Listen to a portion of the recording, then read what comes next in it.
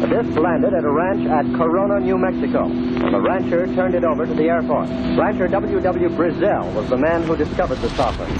What I thought was a star began coming in my direction at a very rapid rate of speed. The unidentified object, which some sources thought might be a blimp, moved slowly down the Pacific coast from Santa Monica and disappeared south of Long Beach. I saw a UFO, and it went down the river, turned right at the United Nations, turned left, and then down the river.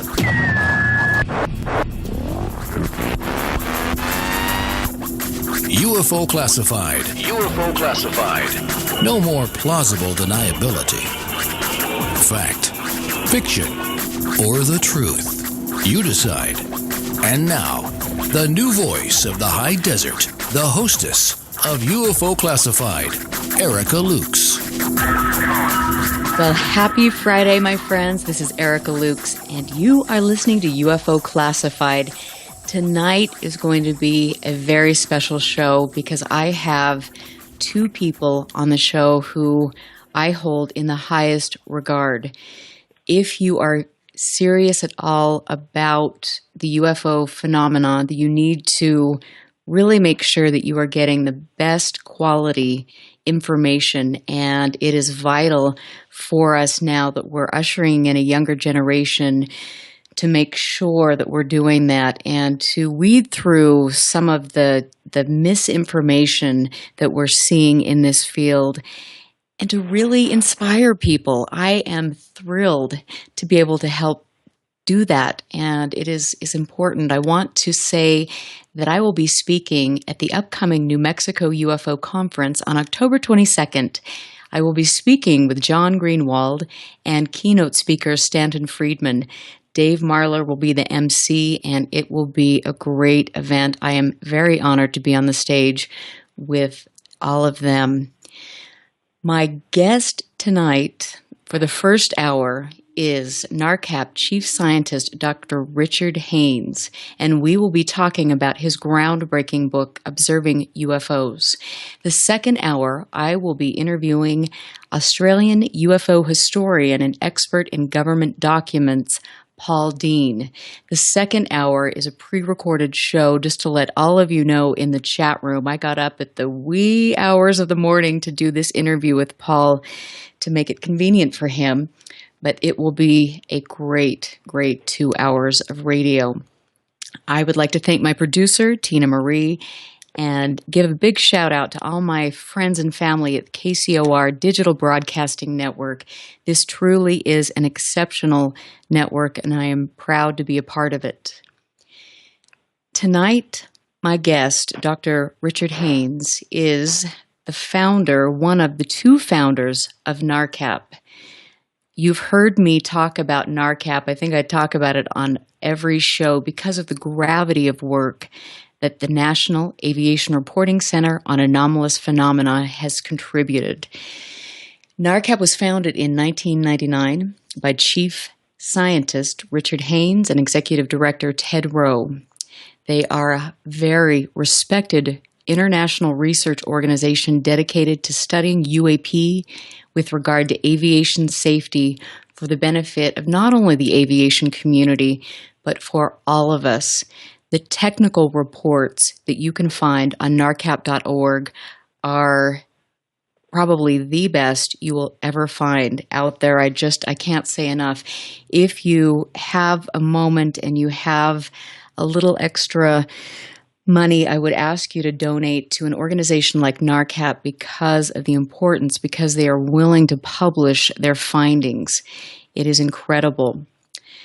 NARCAP was developed because the aviation industry was operating under a bias, and that bias is causing an underreporting on safety-related encounters with UAP. Again, this is important. Go on there, look at the technical reports.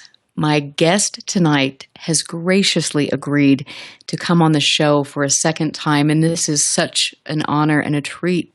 Dr. Richard Haines is a research scientist who worked for NASA, and he worked for NASA from 1967 on and has investigated numerous aviation accidents and incidents for the FAA, NTSB, and attorneys, having worked out of the Ames Research Center, which includes over 2 decades of human factors in space research studies.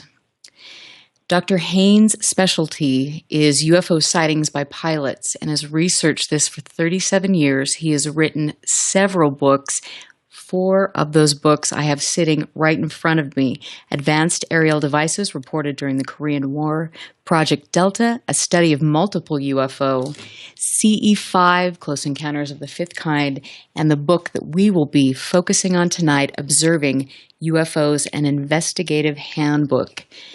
If you are serious about learning how to be a better trained observer, please go to Amazon. You can find this book. It's out of print, but I found it, and I'm so grateful that I did. Dr. J. Allen Hynek stated that observing UFOs is highly recommended for the serious UFO investigator. It is a scientific observation, a guidebook for unidentified flying objects, but then it focuses on witness reliability. It talks about what a UFO is and the human visual field. Dr. Haines, welcome back to the show. I am honored again to have you here, and we will learn so much from you. Thank you. Well, hi, Erica. It's nice to be back, and I look forward to our conversation. Yes, this is so wonderful. And having been just finding my way through this field and wanting to learn more and really get good quality information as an investigator and somebody who is speaking publicly now, I really have gravitated towards observing UFOs because I've never seen a book like this. And your study in visual acuity is unsurpassed. Your work for NASA is just incredible. How long ago did you write Observing UFOs? Well, I began a series of articles about 1976, 77, for the Aerial Phenomena Research Organization, APRO, which is now defunct. But they had a journal. It was published monthly, I believe. And they asked if I would do a series of articles on how to measure angles, how to measure time, how to measure intensity of light, and so forth. And so I did, and these articles are published. They're available in past issues of the APRO journal. But then I had an idea, why not collect them and add to them for the larger picture into a book that would be a handbook for field investigators, and that's exactly what I did. And so what we have in front of us is a series of chapters which focus not on the phenomenon as much as on the observer, which is, to me, really the other side of the important coin. Many people get so excited about the phenomenon that they overlook the perceptual characteristics of the observer, the mental characteristics, and that becomes a weak spot in the chain of evidence. I absolutely agree, and I love the fact that you work with pilots, and we've talked about this on the last show. Pilots make such great observers because they're trained, and they're also trained at night to look at objects because they've got fewer objects to look at. They really it's amazing what they do. And I know that with night vision and dark adaptation, there are exercises that you can do to train yourself to be a better observer at night. Can you tell us about some of that? Sure. In fact, I wrote a book entitled Night Flying, which was published a number of years ago now by McGraw-Hill. It was McGraw-Hill. And first of all, I have to say that pilots are human beings, and they are subject to all the same kinds of illusory effects that you and I are, who may not be pilots. But particularly at night, nighttime flying is a real challenge, and the eye can be fooled. I'm the first person to admit that, and it's just it's a given. So There are some things that pilots have learned by experience to properly evaluate and to not jump to conclusions right away. That's one of the things that makes them such good observers, that they will systematically exclude things that other people might say publicly much too soon, because not only are the careers at jeopardy for making a premature response or a report, but they have, by their flying experience, already seen a very wide range of atmospheric phenomena. Let me call them UAP, unidentified aerial phenomena. And because of that, they are not likely to commit themselves to their company or their union or even to their fellow pilots. They're going to be more conservative, let me put it that way. One of the problems that pilots and actually most people face at night is the lack of visual references, stable references. Now, if you have a star background or a street light that isn't moving and then you're not moving either, then you have a little more stability in making relative judgments of the motion of a light in the night sky. I don't know the degree to which you want to focus on just nighttime, because it's a very broad subject that we could spend an hour on and have to neglect other important subjects. Well, I think mostly what I would like you to just highlight are some of the things for people that are not necessarily investigating this, but are curious and want to go outside and look up and know how to judge objects. Mm-hmm. Okay. Well, my advice there would be to go outside and look. And in other words, to not be afraid, but to go out and expose yourself to celestial events. Take a telescope if you have one, or binoculars at least. Telescope's better because it's usually stabilized, and look at things that your eye might overlook otherwise. Be looking for things. I have a chapter in this book, Observing UFOs, entitled Experiencing Something for the First Time. And I go into quite some detail about the difference between how a child will perceive something for the first time versus an adult. Adults, as we know, are exposed to a very wide range of vision and hearing and tastes and sensations, let's call it, over the course of their growing up. And consequently, they have a large repertoire or memory bank to compare with this new phenomenon they've just seen for the first time. A child does not. A child has to kind of characterize or categorize something for the first time and focuses on specific features of the object shape, for instance, at the expense of other features. And this has been documented in research. So in this chapter, I suggest 5 things or stages that people go through on experiencing something for the first time. And the first one, very briefly, is what I call the initial detection.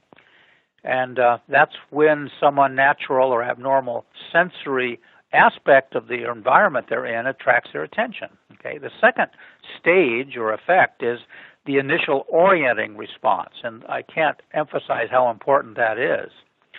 In this case, the observer decides whether to continue or to stop the experience, usually within the first 10 seconds or so.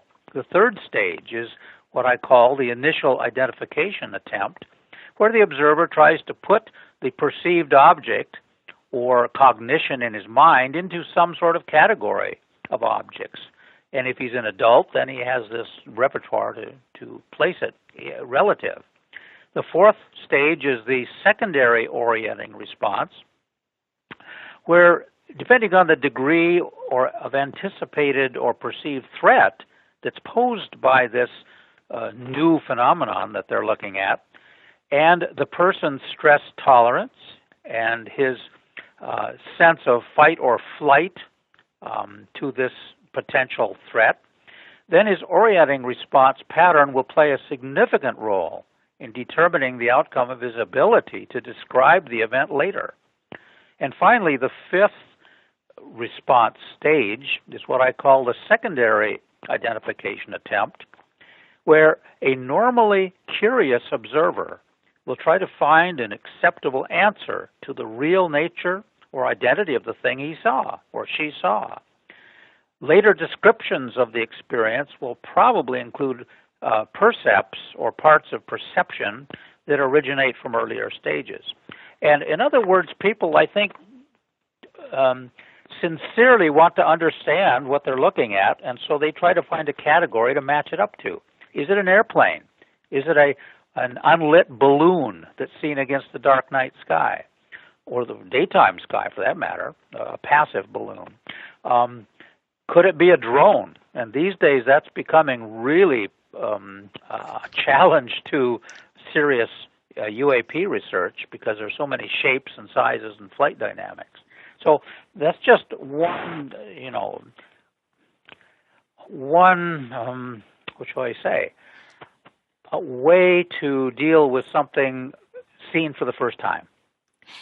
And I just have to say that it is really curious, and having been, witness to something truly anomalous and having a couple other people there at the time to watch the different ways that we all processed things and dealt with it.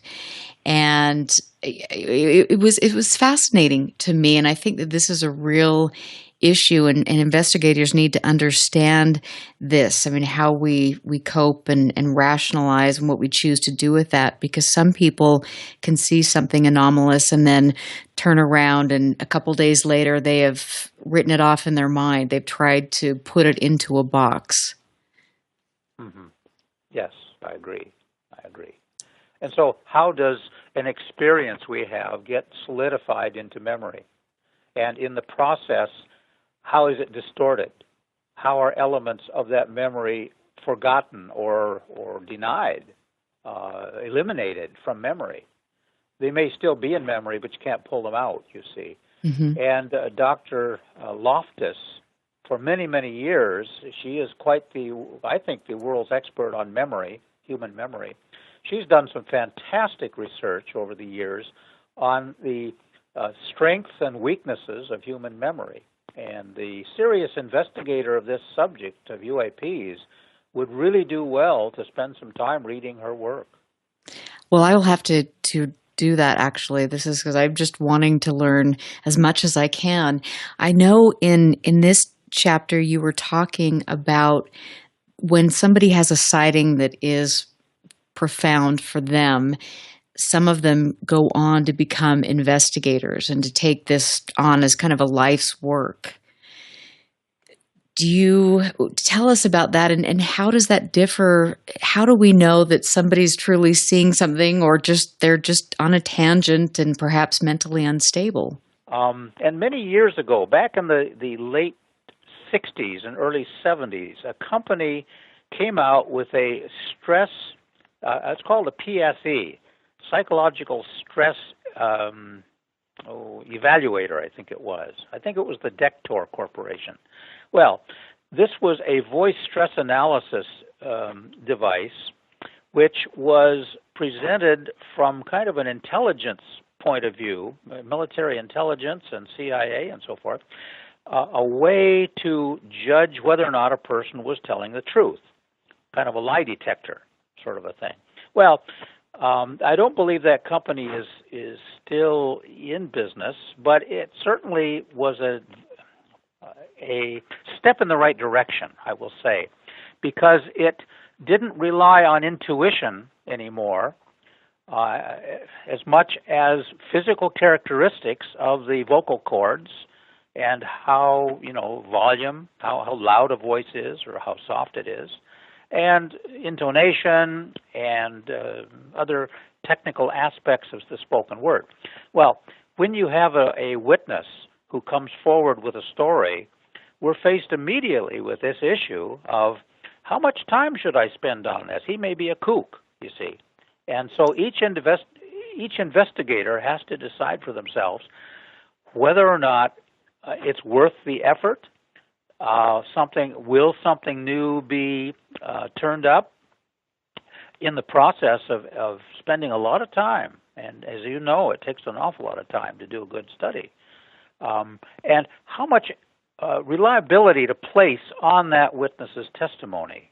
And so narrative testimony becomes an essential part of this whole methodology, this approach we take, quite apart from light level readings or photographs taken or vibration sensor or radioactivity, like CE2 kinds of measures, you know. Mm-hmm. Does that make sense? Yes, absolutely. Mm-hmm.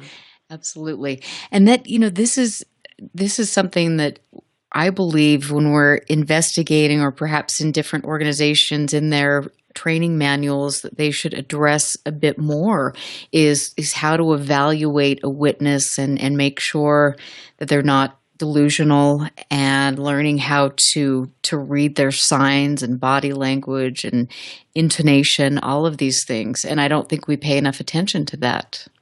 No, I agree with you. And I think that's a reflection of, unfortunately, a mindset which is amateurish and not professional and says, I'm in this for fun. I want to have a story to tell at the next cocktail party, rather than I want to contribute seriously to the scientific field.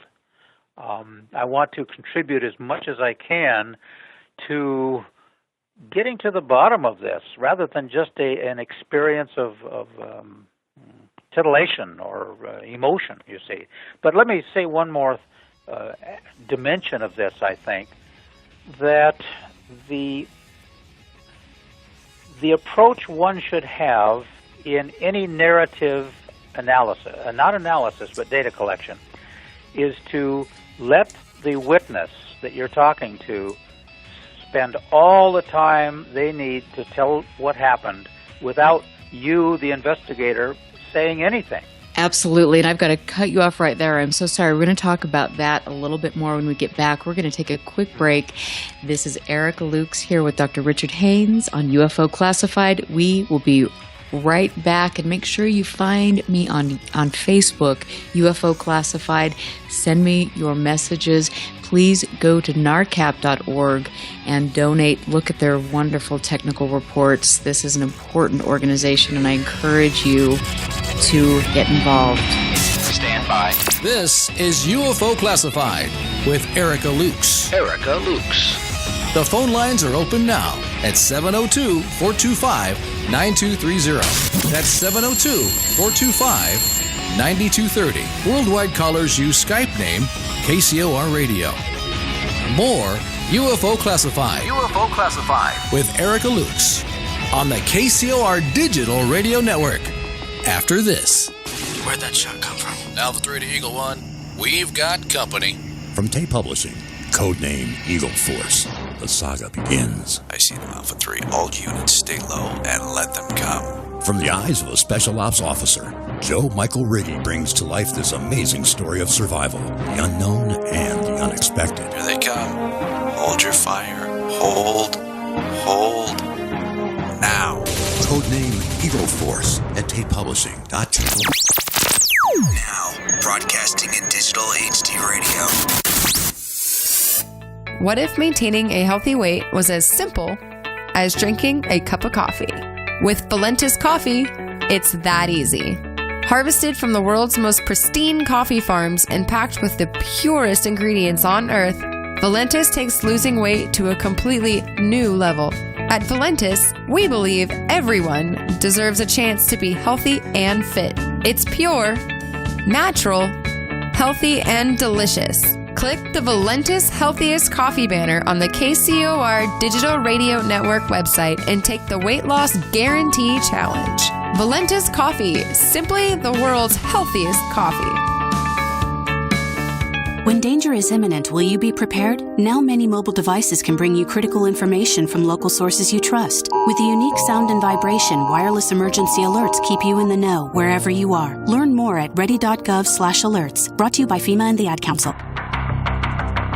Friday night, 9 p.m. Pacific. Jump onto the celestial highway and travel at the speed of light. Into hyperspace. Hyperspace. Hosted by Solaris Blue Raven. She navigates you through the cosmic tides of mysticism into the world of covert technology, UFOs, mystical sciences, and the world of unforeseen forces. You get to really sort of enjoy a bizarre ride. Listen live, Friday night, 9 p.m. Pacific, for Hyperspace, the one show that blows the whistle off our government black ops projects.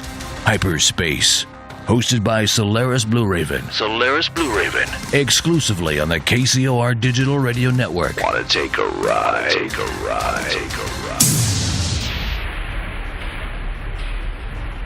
If ever a breed was affectionate to a fault, it's the Golden Retriever. They're people dogs, pure and simple. And the Golden Retriever Rescue of Southern Nevada needs your help. If you would like to volunteer, foster, adopt, or donate, go to the Golden Retriever Rescue of Southern Nevada's website at grrsn.org.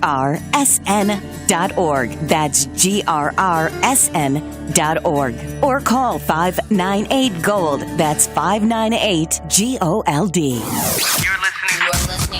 You're listening to UFO Classified with Erica Lukes, where the truth isn't hidden beneath the black lines of a Sharpie. That's the craziest thing I've ever heard.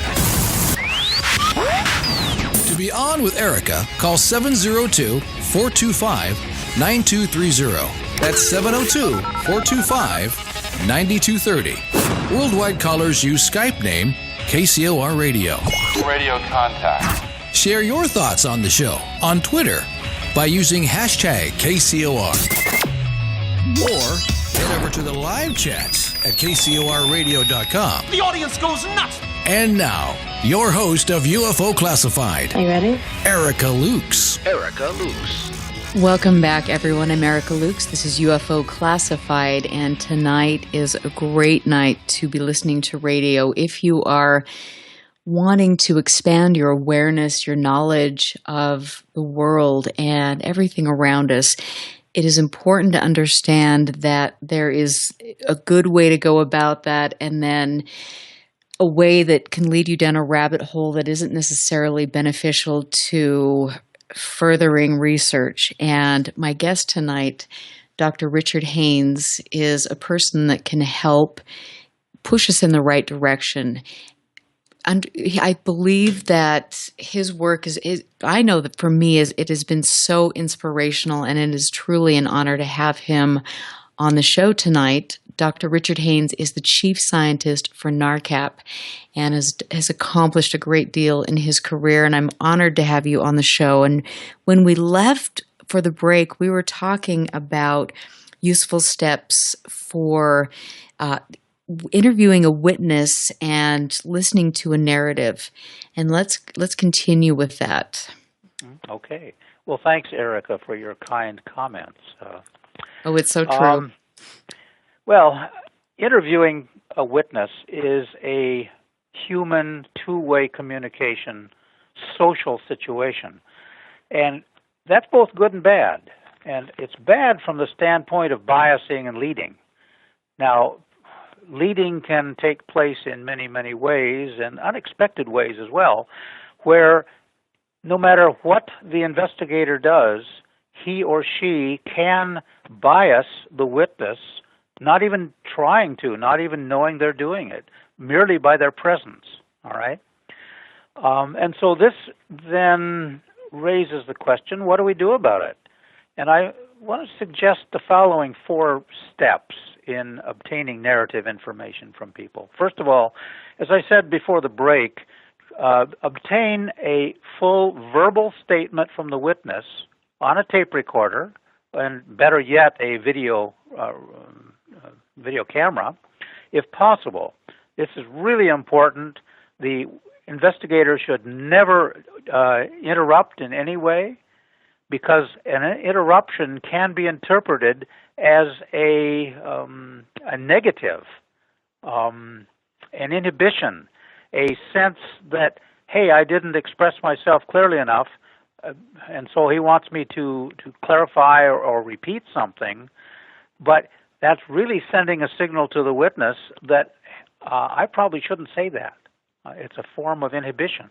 Okay, so that's why the investigator on the first time through should keep his mouth shut. Second point, then you use a written form, and MUFON and other organizations have quite a number of them. We have a pilot form at NARCAP that pilots use, tailored to their environment and vocabulary and so forth. And simply let them fill that form out, take as long as you want, and draw pictures, but keep your mouth shut. Then in the third stage is when you finally, as an investigator, have an opportunity to discuss what is written down and what is said on the tape recording. All right? And that's at the point now where the person has committed themselves to some details, and the investigator needs to clarify. The clarification stage should not happen up front.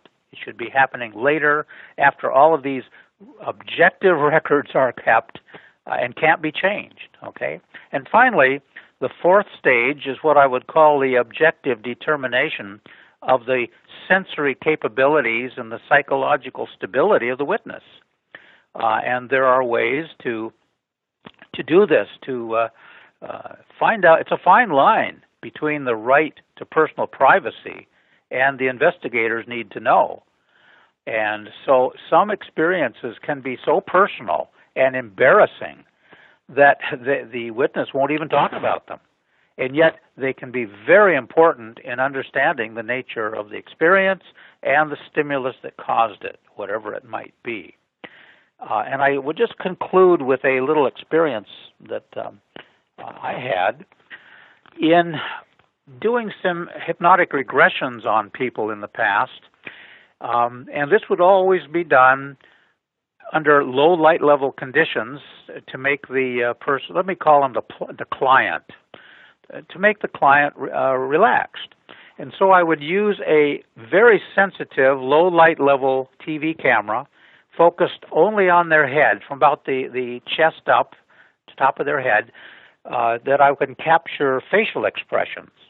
Then I used a stereophonic tape recorder with 2 condenser microphones. These are pretty accurate high-frequency microphones, frequency range. And I pinned one of these small microphones right under the chin, right at the neckline, let's say of a shirt, and the other on a boom mic about 6 inches out in front of the mouth. And what I discovered was really surprising. I didn't expect it.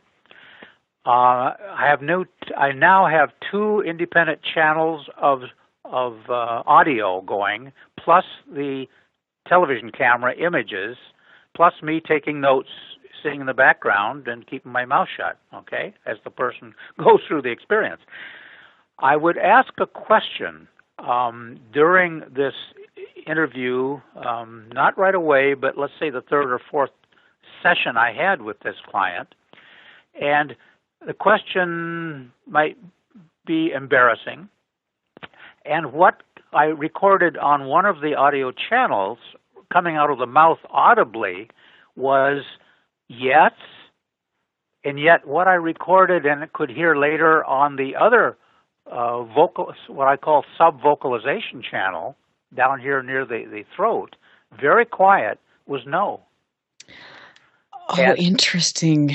Yes, I was blown away. And it suggested to me that here's one possibility, that the mind comes up with one answer which is socially acceptable, but the subconscious comes up with another, perhaps a different answer, because the emotional consequences of living with that answer are unacceptable. And so the unconscious response would be the opposite. That blows me away. Yeah, well, me too.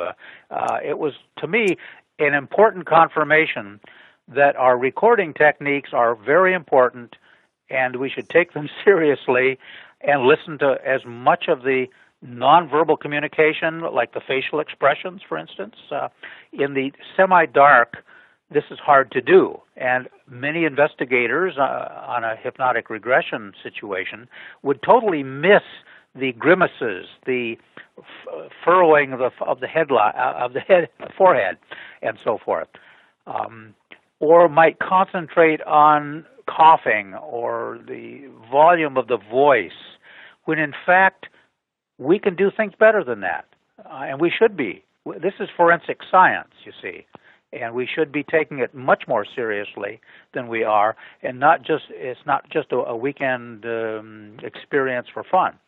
You can go to a party and tell somebody what happened, you see.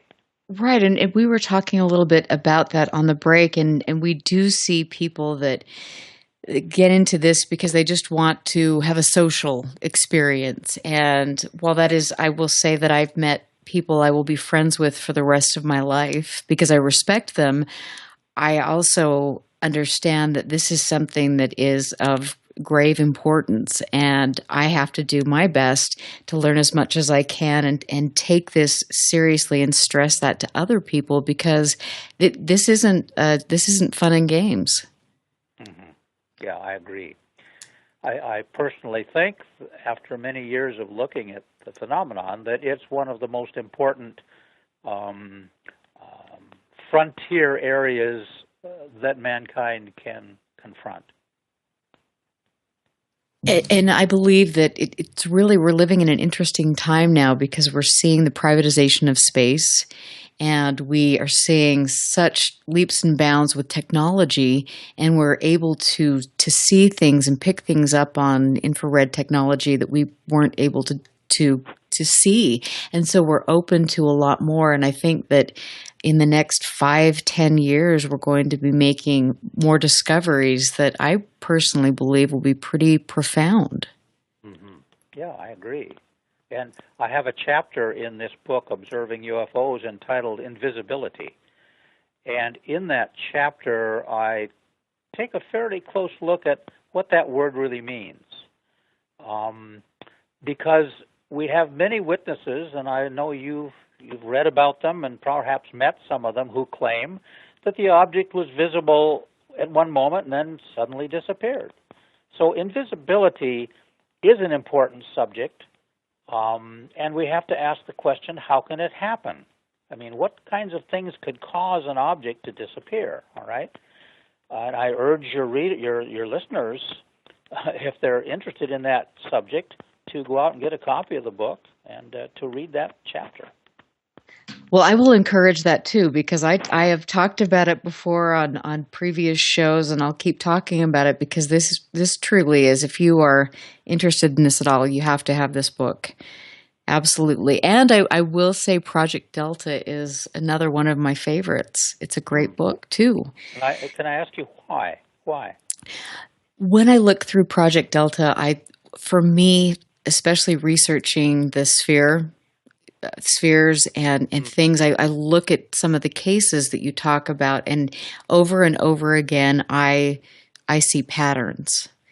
And so it's just an important book to me, and I can't thank you enough for contributing so much to my world and helping me become a better researcher. Well, thank you. It's kind of you to say. The driver behind Project Delta was my realization that very few people had ever really taken a serious look at situations where there were two or more objects at the same time and place in the sky or wherever. And so this book only looks at that subject, and as you know, analyzes hundreds and hundreds of cases from around the world to take a look at patterns, at what they have in common. What happens when a flotilla, a formation of objects fly across the sky, something like a formation of airplanes, and then suddenly, within a matter of a minute or so, change position to form a V, or a straight line, or some letter of the alphabet, or zigzag line. And from an aerodynamic point of view, just from a knowing something about piloting and so forth, I can say, how in the world can multiple objects navigate relative to one another like a marching band on the surface of a football field, for instance, to form out letters and so forth? They're in three-dimensional space, not just two. And to do it so accurately and quickly, it takes what's called energy management, which means vectoring of thrust, if it's a thrust system. It takes very high intelligence to do this. Natural phenomena don't do this. You might say that a flock of geese going north or south is a V, but it's not a constant V. It's not a rigid V that never changes. The birds in that flock are always changing left and right a bit, even up and down relative to each other. We have documented cases where we have 20, 30 objects flying over in some rigid geometric pattern without any variation. And so, to me, that's a real challenge. And that was partly behind my Project Delta. And it's a wonderful book. And I just have to say, a week ago in Utah, a week and a half ago, we had a mass sighting here where people were at a concert, an outdoor concert, and there were 20 spherical objects that were seen by hundreds of people, and they were in a rigid formation. And it made the local news. It was seen by not only the band members, but the stage crew. And I interviewed some of the witnesses, and they were completely blown away. I mean, they said that they'd never seen anything like this, and some of them were very frightened. And of course, we have a really great fellow who's head of the observatory here who was interviewed by the newspaper, and he said he kind of dismissed it as the Chinese lantern thing, even though they weren't behaving like a Chinese lantern would. So William Puckett and I did a FOIA request, and it will be really interesting to see what the radar data has to say. Mm-hmm. So that's still an open case. Yes, it is, and it'll be exciting. But it goes to show that these whatever these objects are, I mean, they're there, they're interacting with us. They are not. This is something that we need to pay attention to, if nothing else, because it poses a risk to aviation safety. And I believe that we need to really encourage people to look up, to pay attention to their surroundings, and not to necessarily dismiss things that they're viewing. Mm-hmm.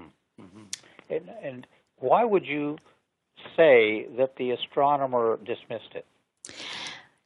I believe for a couple of different reasons. I think that when you're an astronomer, you're not necessarily looking, you're looking out into space. You're not looking here, and you're also perhaps a bit more rigid in your thinking. I don't think that he has looked at necessarily some of the cases, and I will say that I did call him because that's just the way I am, and had a great conversation with him, and he was very willing and open to having my group down there, and we're going to learn about the universe, and it'll be great fun. But I mentioned NARCAP, and I mentioned the importance of the work that you've done, and I think that it's just a matter of educating people, opening their minds, and showing them that there is credible data. Mm-hmm. Mm-hmm. Sure. No, I agree with you.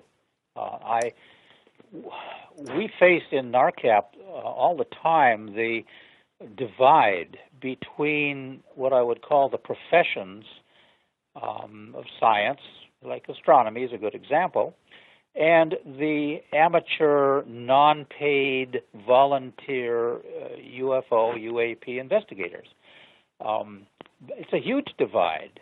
And how do we step across it? How do we convince them that although there's no money to be made yet, there's no grants, government grants to obtain support for research, how do we get them to step across this divide into our sphere to make valuable contributions, which they can do? That's how science operates. That's how science advances. And that, to me, is one of the challenges we've had in NARCAP almost from the beginning. because we are trying to convince the aviation world that this is a serious subject. It can potentially impact flight safety, and it is worthy of the involvement of hardline science, mainstream science. I think you'd agree with all that. Absolutely. And I think that, to me, we are really seeing a shift. And with NASA coming out and having press conferences and making new discoveries every day, I believe that we are becoming more open to the fact that we are not the beginning and the end of the universe. And the fact that every day we're making new discoveries about our own planet. And we really know so little about that. And the more possibilities that open up, the less it's going to be. It'll be very challenging to say we are it. I mean, we know that we're not. It's just not statistically possible. Sure. When I first began my career back in the mid-'60s, NASA and astronomical organizations pretty much said that Earth is the only habitable planet in the universe. And you just said, that the change that has happened within the last, I would say, 20, 25 years. And now there's, 10,000, 50,000 more planets that are very likely to have support habitable life. Well, that's a huge shift, you see, and that opens this door to the possibility of extraterrestrial life. I don't have a position on that, by the way, but I certainly would leave that door open myself as a possibility. I couldn't do otherwise as a scientist. And that's really important to state. I mean, for me, when I look at all of this, and the more I learn, the more I think that we could be dealing with several different things. And I don't know necessarily if extraterrestrial, I think that's a great possibility. But I also think that there's something that is here that we haven't had the ability to understand that's interacting with us. But the bottom line is, again, we just don't know. And until we get funding and until we get mainstream science to take this seriously, we won't have any answers. Mm-hmm. Yes. And so, to me, part of our challenge as serious investigators is to somehow control the irresponsible statements made by other people in this field that are making us look like fools and destroying our credibility, you see. You understand? Oh, I absolutely understand. And when I came into this field in a public way, I had a lot of respect for certain people that appeared to be the leaders in the field. And the more that I've learned, the more I understand that that's not necessarily the case. And I really encourage people to become critical thinkers and not to fall into the traps of just because you're in this high position of fame, that doesn't make what you're saying credible. And you need to really you need to be involved in this, and you need to do cross-checking. You need to open your minds, but then to make sure that you can back up even a person that's on the speaking circuit. You need to find out where they're coming from, what their motives are. Is it ego-driven? Is it because they're really trying to contribute? I mean, there's so many things to think about. Yep, there is. That's right. Well, it sounds like you're making progress yourself. Each one of us who get involved in this whole mysterious subject have to question our own motives. And I oftentimes think that people aren't willing to do that. Why am I spending the time I do? Why are you spending the time you spend? What are we getting out of it? What kind of unconscious motivations are there? These are important questions that each investigator really should confront and be honest about. And that's true. I've done a lot of soul searching with regard to this because it really does have an effect on not only your own psyche, but relationships and all sorts of things. But I think at the end of the day, I know that for me, this will be the most important thing I do in my life next to having a family. This is something that we have to take seriously. And I'm so grateful that that you have come into my life and I can learn from you, and that you are kind enough to mentor people that are really serious at what they do. Well, God has given me the time and the energy so far, and I intend to be faithful in it. Well, I appreciate it. I can't tell you how much I appreciate it. And I want to encourage people again to visit narcap.org to read the technical reports and to contribute. And if you can get to Amazon and get Project Delta, a study of multiple UFOs, observing UFOs, CE5, advanced aerial devices reported during the Korean War. These are all excellent books, and they will teach you so much about this subject. And Dr. Haines, I just wanted to tell you thank you for being here, and I will definitely have to have you back because there are chapters in the book that we didn't cover. Well, I hope that we could spend some time on the CE5 book. It is fascinating, and it continues to intrigue me, and haven't even begun to plumb the depths of that particular subject of human-initiated contact called CE5, Close Encounters of the Fifth Kind. And I heard you earlier say that you have a copy, so... I do. Maybe we could do that sometime. Okay, well, we will arrange it sooner than later, and I really appreciate it, and I hope you have a wonderful evening.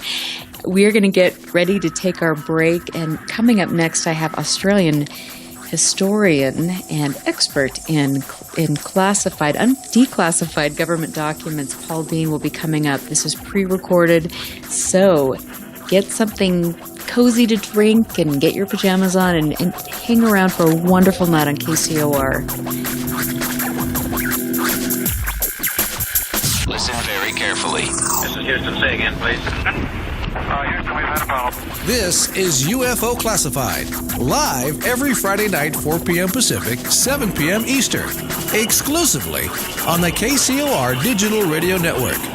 The truth is out there, just waiting to be discovered. And now, if you will, accompany me on a journey to the future. For more information on the host of UFO Classified, Erica Lukes, upcoming guests, as well as links to the past shows, visit her website at UFOclassified.com. UFO Classified. UFO Classified. UFO Classified. This is KCOR Las Vegas, home of the Digital Radio Network, broadcasting from a shack just south of Area 51. Wait, that doesn't exist. This is the KCOR Digital Radio Network. Now for the news. This landed at a ranch at Corona, New Mexico, and the rancher turned it over to the Air Force. Rancher W.W. Brazil was the man who discovered the saucer. What I thought was a star began coming in my direction at a very rapid rate of speed. The unidentified object, which some sources thought might be a blimp, moved slowly down the Pacific coast from Santa Monica and disappeared south of Long Beach. I saw a UFO, and it went down the river, turned right at the United Nations, turned left, and then down the river.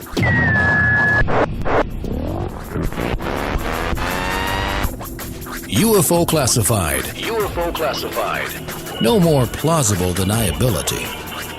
Fact, fiction, or the truth. You decide. And now, the new voice of the high desert, the hostess of UFO Classified, Erica Lukes. Good evening and welcome back to UFO Classified. I am here with somebody who I hold in high esteem. His name is Paul Dean, and he is talking to us from Australia today. He is the author of UFOs Documenting the Evidence. He is a UFO phenomena historian and somebody you need to get on your radar. Paul, thanks for joining me. Thanks, Erica. It's good to be with you. Yeah, this is exciting. I've been waiting for this for a long time. Thanks for agreeing to do this. And I want people to understand, first of all, who you are and why you got into this field to begin with, because you've been doing this for about 20 years now, right? Yeah, that's correct. The other thing, the first thing people should probably know is that if you can't already tell, I'm actually an Australian.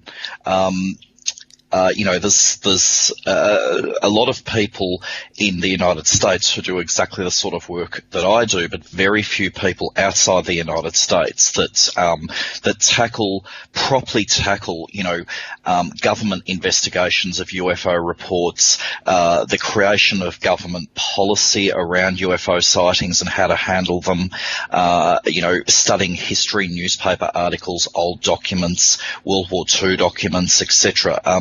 So to do it all the way from Australia, I mostly concentrate on American material. And of course, some of you will have heard of the Freedom of Information Act, which is used, we have it here too, is used by civilians to access government records that would otherwise and probably not come to light. So I've been studying the matter since I was 13. I'm now 37, so that's something like 24 years. What actually got me into it was that when I was younger, I used to read a lot of, basic UFO books or books on mysteries or ghosts or whatever. And, I'm a pretty scientific person, quite a technical person, and normally I would throw all this stuff out as being hokum and misidentifications, excited minds and so on. But one thing that kept me going was that in so many of these books, there was mention, page after page of mention of government investigations, classified government files, pilots reporting UFOs, qualified combat pilots, very senior air traffic controllers, talk of secret Canadian desks that handle UFOs, British study of UFOs at various offices and agencies. And I sort of, growing up, I thought to myself, there really actually might be something here. If the governments of the world or government agencies and military commands have taken this so seriously to create so much paperwork and to classify so much of it, then maybe there is something to this. And the other thing that got me interested was that in Australia, some of you may know that in 1978, a pilot disappeared off the Australian coast, off the coast of my city, Melbourne, and he had a 12-minute radio conversation with Melbourne Airport. He was flying at 5,000 feet, and he described Melbourne Airport. He was flying solo over the ocean at sunset, and he described being harassed by what you can only call as a UFO. I mean, he described it as metallic with green lights on it, etc. And now this happened before I was born. So, but the thing is that the case keeps coming up in the media. The pilot actually completely vanished. I mean, he vanished in thin air. His final words to Melbourne were, Melbourne, that strange aircraft is hovering on top of me again. It's hovering, and it's not an aircraft. Then he just vanished. Not a single trace of him was ever found. And this being played in the media on, news programs and documentaries and so on over and over again was sort of like my local link to the UFO phenomena. I mean, it happened only, miles from my home. So that's how I got into it. So years and years passed, and I kept reading the best material, not the rubbish, the best material on UFOs. Books by the likes of Barry Greenwood, Dick Hall, Robert Hastings, and Hynek, Vallée, Hendry. And I came to the conclusion that the United States government, particularly the United States Air Force, I came to the conclusion that their handling of the UFO matter was publicly very, very flawed. It was without science. It was without technical ability, and it seemed to be a public relations exercise, part of possibly a wider cover-up. And I decided about 4 years ago to actually do something about it. Instead of just reading about it and becoming an expert on government documents and myriad cases, I decided to start harassing the Australian government for their UFO files. And I've done that very, very well. I found here that the Royal Australian Air Force does begrudgingly handle the UFO matter. I found out that our Air Transport Authority, Air Services Australia, does accept UFO reports from pilots, despite what they've said in the past. And then I started hitting the United States. And with the help of very, very dedicated people, and only a few of them, Francis Ridge, Barry Greenwood, Jan Aldrich, etc., I have discovered that your National Archives, your Air Force History Research Agency, your Air Safety Inspection Agency, your North American Aerospace Defense Command History Office, your Naval War College and so on has got enormous amounts of classified information on UFOs that has never, ever been released. And I have tried to become instrumental in getting that material out. What I've actually done is probably what I'm expert most at is what happened after 1969. For those of you who don't know, United States Air Force ran Project Blue Book, which was their 20-year study of the UFO problem. It was a very, very flawed response and part of a much, much wider issue. It actually ended with a very famous statement by the Secretary of the Air Force, Dr. Robert C. Siemens, Jr. He said on the 17th of December 1969 that no U.S. military agency, Army, Air Force, Marine Corps or Navy, no military agency would continue accepting would accept reports from military personnel or pilots. They would not study the UFO matter. They would not investigate UFO cases. That's the first thing he said. The second thing he said, and I quote, "No UFO reported, investigated and evaluated by the United States Air Force was ever an indication of threat to our national security." Now, both those statements were absolutely false. And what I'm probably best at is studying what happened with the UFO situation within the United States military after 1969 all the way till now. And that's what I'm best at.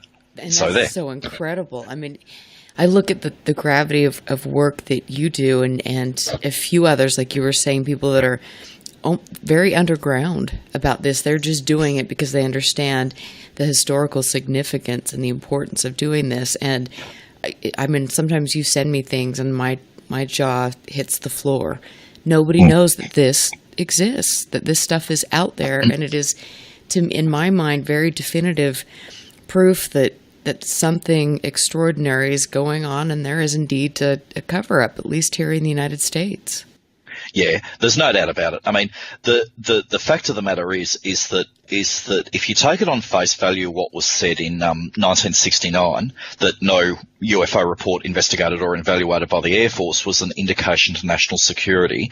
If you just go and look at the files held by the Air Technical Intelligence Centre, later the Foreign Technology Division, when it changed its name in 63, I think. If you look at those files, there's 12,500 reports on file, comprising of something like 110,000 pages, with an extra 8,000 pages that were held by the Office of Air Force Special Investigation, not to mention all the stuff in CIA, and Navy archives and Army archives. If you look at those reports, I mean, you can scrap a lot of the civilian sightings, a lot of the junk, but I mean, if you look at from a national security point of view, if you look at the gravity of the sightings made by combat pilots who were ready for World War III, made by extremely senior air traffic controllers, made by the commanders of entire flotillas of warships, there is without a doubt a threat to national security. I mean, if you've got objects that cannot be understood, cannot be associated or reconciled with any normal, planes, missiles, a very unusual cloud or whatever. If you've got a situation where you've got objects, say 3 of them shaped like gridiron balls, I think you call it gridiron, NFL balls that are actually circling a warship or outrunning a combat jet over the North Sea or off the coast of Hawaii, then I can't think of anything else other than to call it a threat to national security. I mean, for the Air Force to actually say that there was never any threat to national security is complete bunk that a 5-year-old wouldn't swallow. And aside from that, I mean, even if that was true, for them to also say that we're not handling UFO reports, we're not investigating UFO reports after 1969, 1970, that is also an absolute load of bunk that a 5-year-old wouldn't swallow either, because between me and a bunch of others, particularly Barry Greenwood and an absolute superstar document researcher called Robert Todd of Pennsylvania, he died recently, a few years ago, unfortunately, they were able to uncover, get this, from UFO files created by the Air Force, Army, Navy, Marine Corps and the CIA and NSA, that's National Security Agency, and the Defense Intelligence Agency, created after 1969. By 1985, Robert Todd and Barry Greenwood and a couple of others had 8,000 pages of UFO material, government material, memos, telexes, operational reports, base alerts, pilot sightings, disposition statements, temperature inversion analysis, opinion pieces, discussion papers, weather reports, and so on. They had 8,000, by 85, 86, they had 8,000 pages of material created after 1969, 1970. So there is absolutely, and that's only what the government would release to them, and there's absolutely no way that the government actually completely dropped the UFO topic in 1969. Now, what you said before, Erica, it is true, sadly, that most people do not know much about us. And, I mean, the book Clear Intent, written by Barry Greenwood and Lawrence Fawcett, did create waves in the 80s, but I mean, generally now the UFO topic is just full to the brim with rubbish. Facebook, Twitter, ridiculous reports, ridiculous conferences.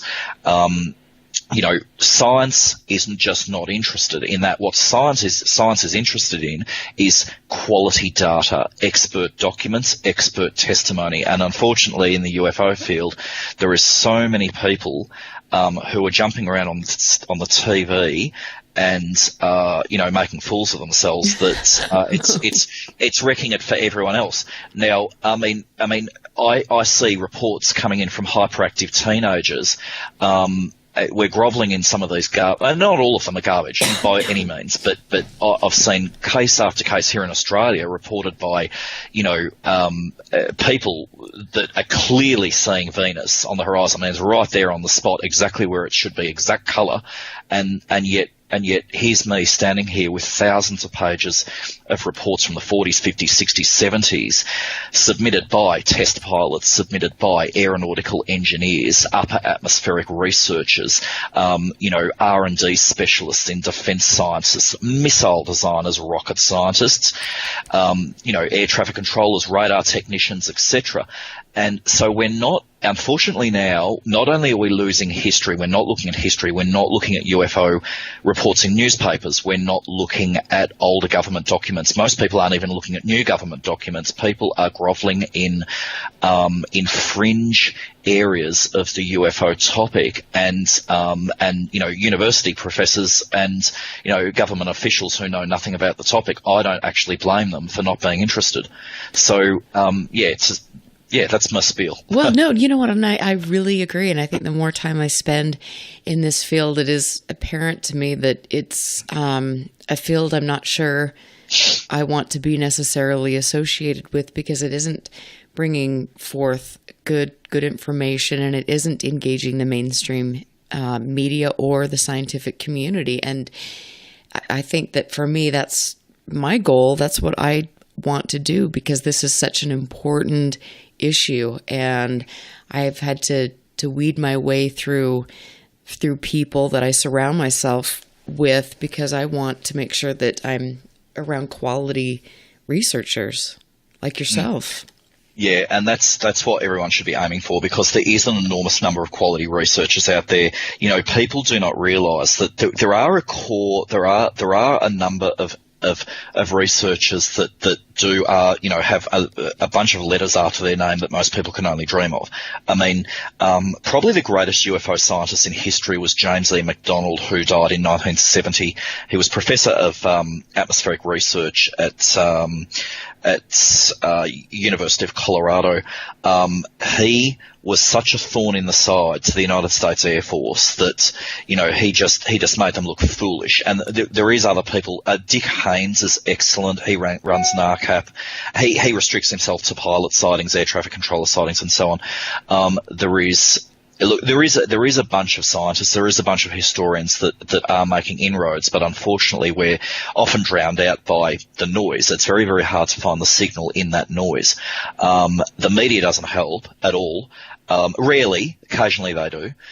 But yeah, like I was saying, you know, a lot of people talk about UFO, you know, a lot of people say, of course, the United States military is covering up UFOs, but if you ask the average person that thinks that or says that, if you say to them, well, how and where and give me some times and dates, most people can't tell you anything. I mean, most people are not able to say that, you know, the United States Air Force's, say the North American Aerospace Defense Command used to run a desk called the Center for Aerospace Analysis, which did study really unusual radar tracks or picked up on United States Air Force and NORAD radars across United States and Canada. Most people simply cannot tell you that, and the government would rather it that way. You know, if you ask someone, you know, what is the Brigadier General Carol H. Belenda memo, Air Staff Study, most people say, you know, I've got no idea. If people knew what was contained in that particular memorandum, the Belenda memo or Air Staff Study, it's actually really, really startling stuff. So I've made it my goal to publish as much of this sort of material as I can to shake things up a bit and make the average UFO buff aware that there is an extraordinarily deep history here of government involvement, and I don't think anything's changed. I think it's still going on. Yeah. Absolutely, I do too. Again, I want to just say that it is important that people be critical in their thinking process. We have to find hidden gems like yourself, like Barry Greenwood, like Fran Ridge from NICAP. All of these people have done such a brilliant job in preserving history and laying out a story for us. I hope that people will move away from some of the mainstream ufology and focus on this aspect because it's important. It is actually very, very accessible. It's not in one place by any means, but there are incredible websites, incredible books. There's been some extraordinary books written that you know, have sadly, I mean, I know some books written about on the UFO topic that have only sold 500 or 1,000 copies. And which is unbelievable. And if, you know, the average, say, I don't know, government policy maker or bureaucrat or, say, you know, atmospheric scientist or defense official read these books, they'd be really, really startled. You know, like there is actually so much material out there that I'll give you an example of what a serious problem we've got. In the World War II, both in the Asia Pacific and European theatre, a lot of people will have heard of Foo Fighters, strange balls of light, strange objects that would hover around planes, chase planes, be curious at planes. We already had, up till about 10 years ago, researchers already had about 1,500 pages of Foo Fighter reports from pilots. They were contained in mission briefs and flak reports and bomb damage assessment reports and night flying reports and so on. We had about 1,500 pages of Foo Fighter UFO reports and administrative material like memos and, you know, staff letters and letters to the War Department in Washington and so on. And a few years ago, a bloke called Keith Chester made exactly 100 trips to the National Archives in Washington, D.C., and he went through the unclassified sections of the 20th Bomber Command, the 415 Night Fighting Squadron, and the 12th Tactical Fighter Wing. Or Tactical Fighter Group. He mainly went through those records of just those three organisations that flew for the United States Army Air Forces, and he found 8,000 pages of Foo Fighter records that we'd never seen before, just from three just from 3 areas of the United States' war effort in Europe and Asia. He got into some other boxes from other squadrons. It's incredible. In fact, you have told me about him, and I just ordered his book, and I want to talk a little bit more about him and Foo Fighters when we come back, but we're going to take a quick break. This is Erica Lukes, and of course you're listening to UFO Classified, and it's Fantopia Friday, so we've got a great group of women coming up after my show. We will be right back. Stand by. This is UFO Classified with Erica Lukes. Erica Lukes. The phone lines are open now at 702-425-9230. That's 702-425-9230. Worldwide callers use Skype name KCOR Radio. More UFO Classified. UFO Classified. With Erica Lukes on the KCOR Digital Radio Network. After this. You're listening to UFO Classified with Erica Lukes, where the truth isn't hidden beneath the black lines of a Sharpie. That's the craziest thing I've ever heard. To be on with Erica, call 702-425-9230. That's 702-425-9230. Worldwide callers use Skype name KCOR Radio. Radio contact. Share your thoughts on the show on Twitter by using hashtag KCOR.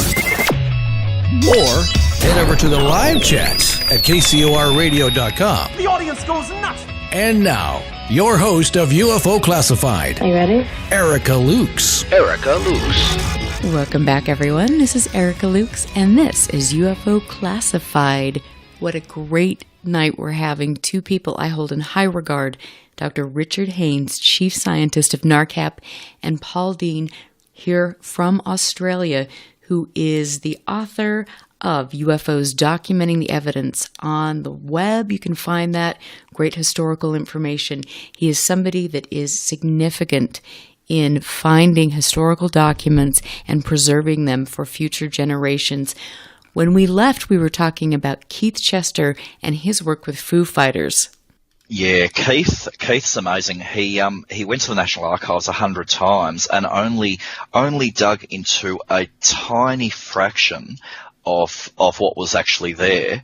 And he came out with 8,000 documents on Foo Fighters, so actual reports, mission reports, describing very strange lights, describing copper discs, balls of tinsel, flying along with planes, sometimes over the sea, where there are, debunkers and skeptics will usually say, look, it could be St. Elmo's fire, or atmospheric plasma, reflections on windscreens, fire from the ground like artillery, anti-aircraft fire, and so on. Well, some of these reports were actually happening over England, like when planes were coming back to England, no Germans in sight, no German Air Force or Army in sight. Some of these events were happening over the North Sea. And some of these events were happening at all sorts of altitudes. There were some cases where a plane would encounter Foo Fighters, like strange balls of light, land, and then take off again, and the same group of balls of light would come back again. It's scarcely Nazi technology. It's scarcely going to be natural phenomenon to come back twice. Keith Chester wrote the book Strange Company, which you've obviously ordered, and it's just littered with these cases mostly from Europe, but also the Asia Pacific theatre. What we didn't realise was most researchers thought that the Foo Fighter phenomenon was really a late 1943, 1944 and 1945 phenomena. Well, it turns out it was happening all through the war, right from the 30s. Like I said, just at the National Archives alone, Chester was able to pull out 8,000 documents. Now, some of them are probably flak, or explosions in the sky and so on. But there is a very, very large number that are definitely reports of some very, very strange aerial activity, often entire groups of balls of orange or purple lights flying in front of the plane, behind the plane, sometimes flying along with whole squadrons. Now, that is definitely cause for alarm. And there's also the administrative paperwork, letters, memos, telexes, Morse code, sort of things going from, the squadron and wing headquarters in, France and Italy and so on back to Washington DC, saying, we've got this problem. A telex would come through to Washington with a heading like additional information needed. What do we do about these Foo Fighter things? They're upsetting our pilots. That's what we call administrative documentation. There's a heck of a lot of that. They were concerned, and that is that not only were the pilots really concerned for their safety, and they were trying to figure out what these objects were, but the military took this very, very seriously, and there are a number of documents that prove that. It's interesting to start reading through the documents with regard to Foo Fighters, because it's a pretty impressive phenomenon. Yeah, that's right. What's incredible about it too is, and I keep saying this to people, is that Keith Chester only visited the National Archives only 100 times. He only went through a fraction of their operational and tactical records, mostly for 15th Night Fighting Squadron and 12th Tactical, the 20th Bomber Command and so on. But, if he had have got stuck into the 21st Bomber Command, the Northwest Expeditionary Forces, the Army battalions on the ground, he would find maybe 100,000 documents. I'll give you some examples. There was a RAF bomber. Flying over the Netherlands on the 25th of June 1942, and he told his tail gunner, like the guy that he's got the tail machine gun, to absolutely blast an object that was described as moon-sized, so it was obviously quite large, copper-coloured, and it just apparently jumped out of nowhere. Now, tracer rounds, so every 10th bullet that comes out of the machine gun is brightly lit. It's a burning piece of magnesium. I think magnesium. Tracer rounds indicated that the bullets were actually hitting this Foo Fighter object, this strange object. So we were actually firing on this thing, and it had absolutely no effect. So a few days later, there's a British Lancaster bomber flying over Holland as well, and suddenly he's surrounded by a cluster of spheres, and no matter what the bomber pilot could do, he just couldn't shake these things. Gunfire, evasive manoeuvres, zoom dives, nothing stopped these Foo Fighters. Over Sumatra, the 468th Bombardment Group actually wrote a report that they said, there's a bizarre and confusing new type of weapon. We were under continuous attack for 1 hour and 10 minutes by a swarm of basketball-sized reddish-orange spheres that tend to explode into 4 or 5 smaller balls without inflicting any damage to us. No ground or ocean flashes are detected. And on one occasion, we altered the course of the aircraft significantly to allow tail guns to bear in the direction and burst machine gun fire. We had no effect. There's one administrative document called Additional Information on the Observation of Silvery Coloured Discs on mission to Stuttgart, 6th of September 1943. It was prepared by the 384th Bombardment Group for the 1st Bombardment Wing.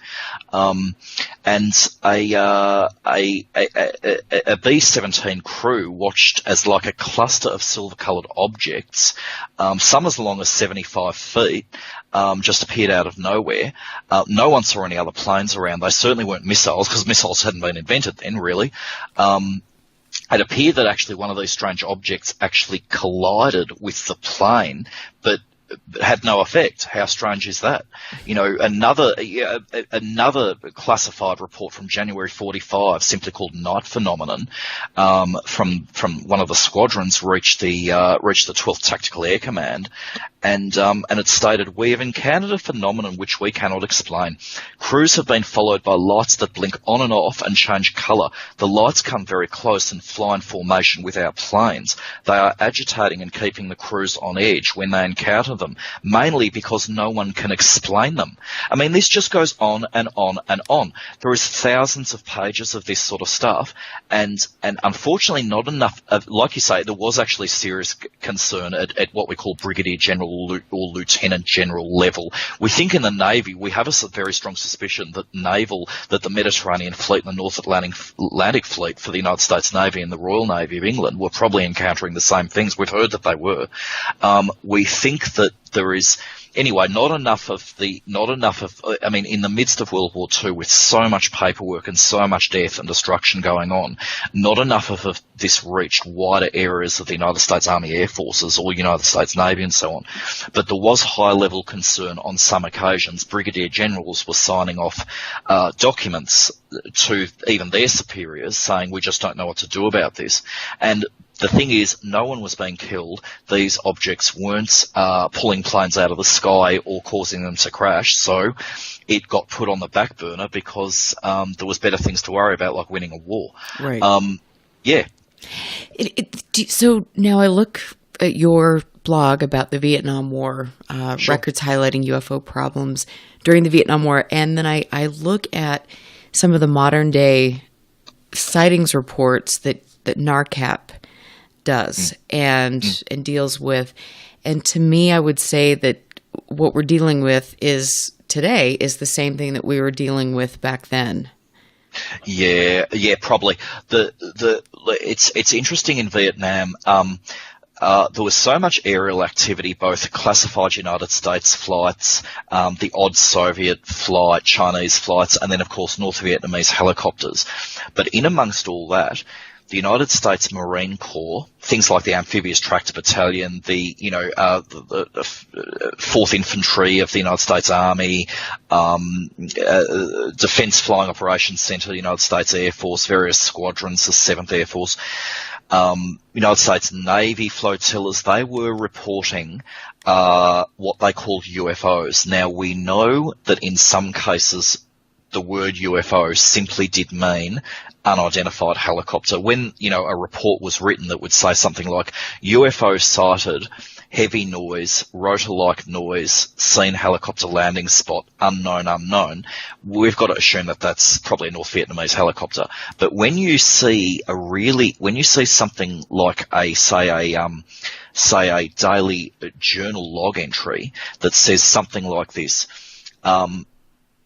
1:04 a.m., bright light, possible UFO sighted on horizon due west, also sighted due east, unidentified helicopter. Now, it seems that in that particular case, the word UFO means UFO and the word unidentified helicopter means unidentified helicopter. So when you look at their terminology, it is very, very interesting that it's so often in Vietnam, we're now finding in United States Army and United States Marine Corps and United States Air Force documents, we're finding the word UFO prop up at all levels, from right down from, privates in the field right up to, major generals and so on, like Major General Directorate of Intelligence areas, admirals and so on. So some of the reports from Vietnam do involve bright lights hovering around, helicopters hovering around people on the ground, hovering around villages, vanishing out of nowhere, appearing out of nowhere, appearing on radar, then disappearing. It's probably not overly different than the confusion we see now occasionally on planes' radars, the sort of stuff NARCAP do. There is a continuity here. The UFO phenomenon has changed over time, but there is definitely what we call echoes from the past.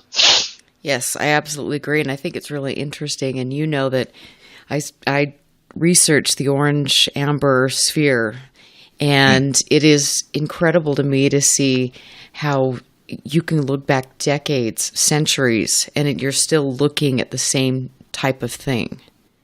Yeah.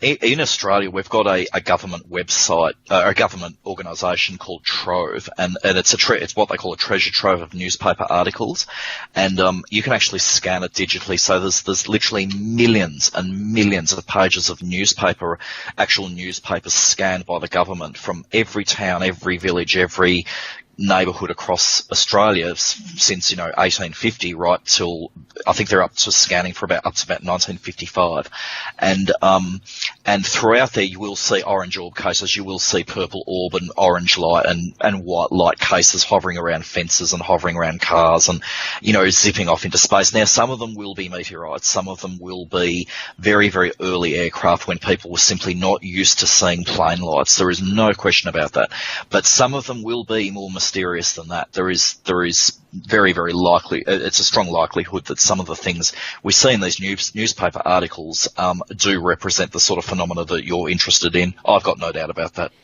And Min. Yeah, Min lights.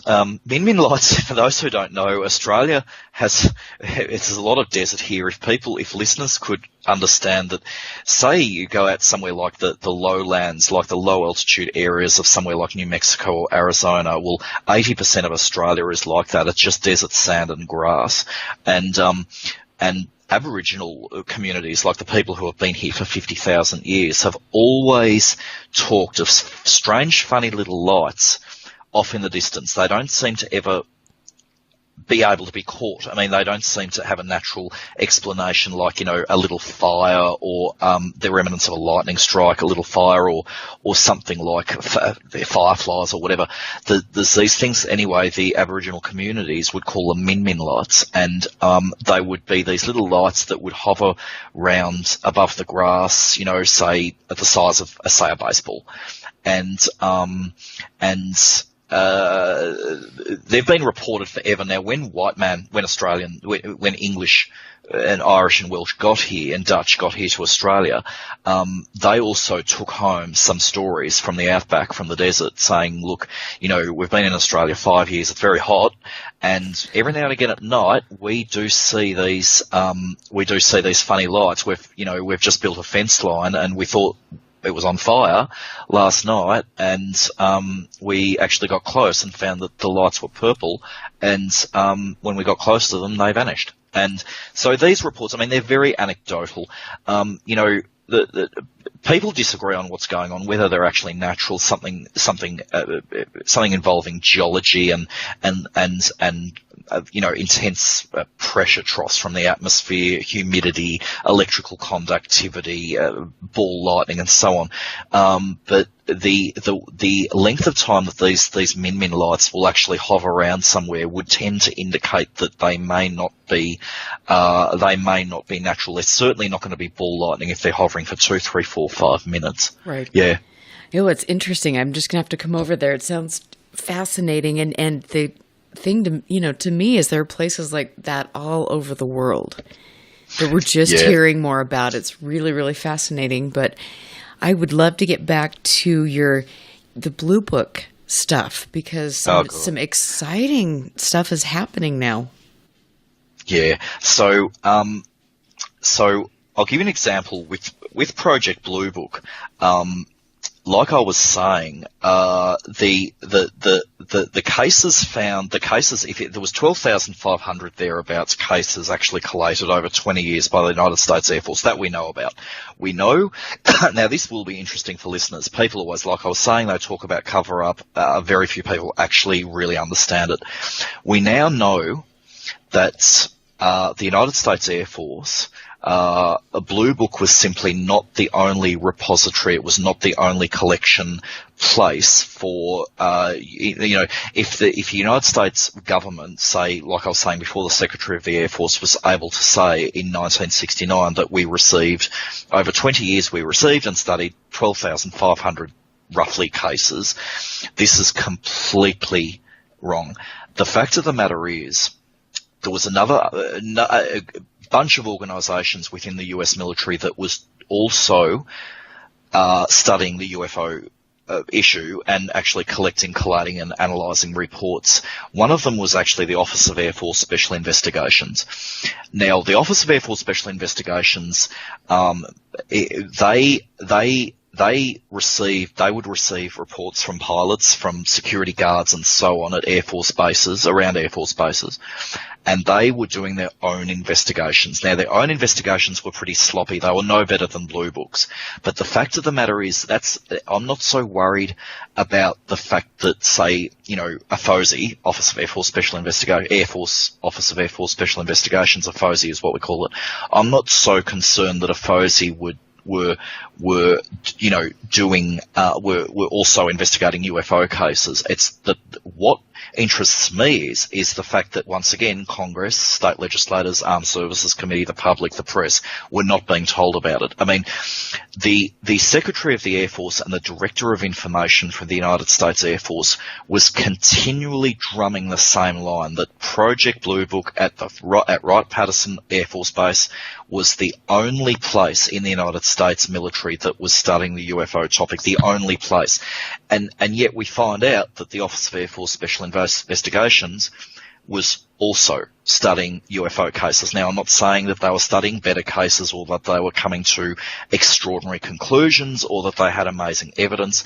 A FOSI wasn't doing anything differently than Blue Book. But what I'm saying is that the public and the press were being assured that Blue Book was the only place that this was going on, that it was the only place that was studying and investigating UFO reports. And then we find out that a FOSI was doing it as well, and that they weren't the only ones.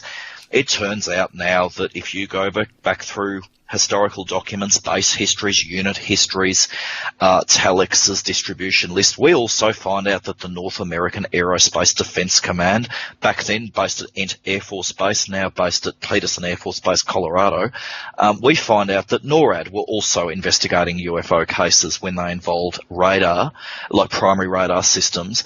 Really, NORAD should have been sending all its UFO cases to Blue Book, but they weren't. They were either ignoring them or keeping them in-house or studying them within, Air Defense Command units or NORAD units, special intelligence squadrons and so on.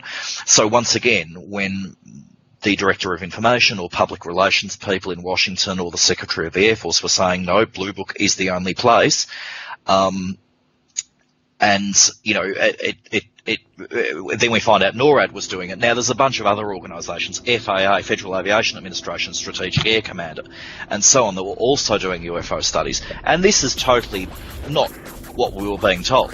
So if that's not a form of a cover-up, I don't know what is. Paul, thanks for joining us from Australia. We really appreciate you staying up so late to do this. This is KCOR Digital Broadcasting Network, and next week we are going to be back with part 3 of the Paul Dean interview. We're talking more about Project Blue Book and some interesting findings that we have, thanks to people like Paul. Have a safe weekend. You can find me on Facebook on UFOclassified.com. And next up is Universal Child with Joanna Roth. So stick around. It's going to be a great ladies' night on KCOR. Listen very carefully. This is Houston. Say again, please. Houston, we've had a problem. This is UFO Classified, live every Friday night, 4 p.m. Pacific, 7 p.m. Eastern, exclusively on the KCOR Digital Radio Network. The truth is out there, just waiting to be discovered. And now, if you will, accompany me on a journey to the future. For more information on the host of UFO Classified, Erica Lukes, upcoming guests, as well as links to the past shows, visit her website at UFOclassified.com. UFO Classified. UFO Classified. This is KCOR Las Vegas, home of the Digital Radio Network, broadcasting from a shack just south of Area 51. Wait, that doesn't exist. This is the KCOR